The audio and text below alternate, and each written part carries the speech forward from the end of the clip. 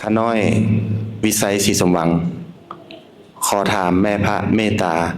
แด่ข้าน้อยมีความศรัทธาในพุทธศาสนา แล้วเข้าใจว่าตนเองมีหน้าที่ที่สามารถช่วยตนเองที่เกิดมาในโลกนี้แล้วก็ช่วยผู้อื่นได้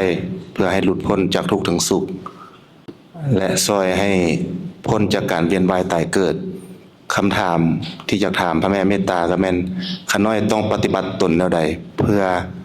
ให้ได้ช่วยตนเองและได้ช่วยผู้อื่นคำถามยาวพอสมควรนะมีคำตอบเก้าข้อ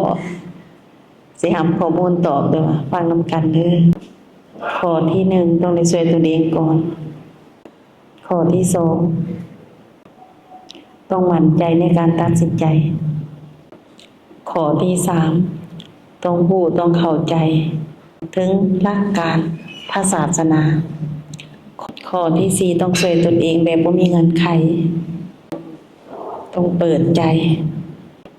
อย่างเต็มที่เพื่อแส่เฮาได้สติแก่กล้าถ้าสติเฮาอ่อนเฮาก็สิช่วยเฮาเองบ่ได้ช่วยผู้อื่นบ่ได้ข้อที่ห้าเฮาต้องมีความพร้อมมีความพอใจอย่างเต็มอกเต็มใจ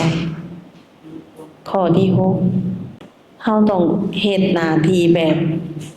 รู้ว่าหน้าที่นี้เป็นหน้าที่ในทางสูงสุดข้อที่เจ็ด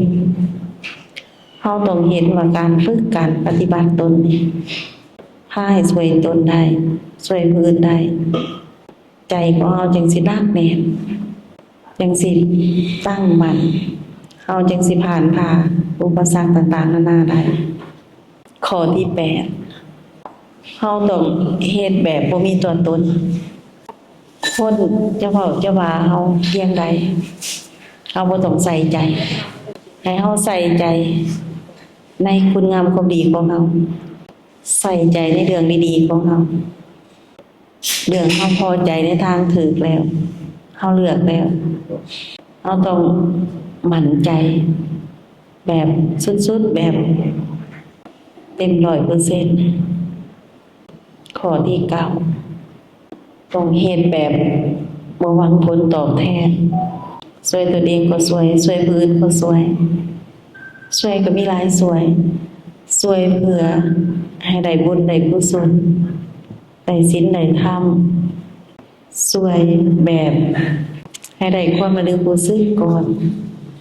ช่วยให้ทุกคนที่เฮาช่วยเข้ากรอบเข้ากฎก่อนให้รู้ว่าอันใดถูกอันใดผิดต่อกฎธรรมชาติ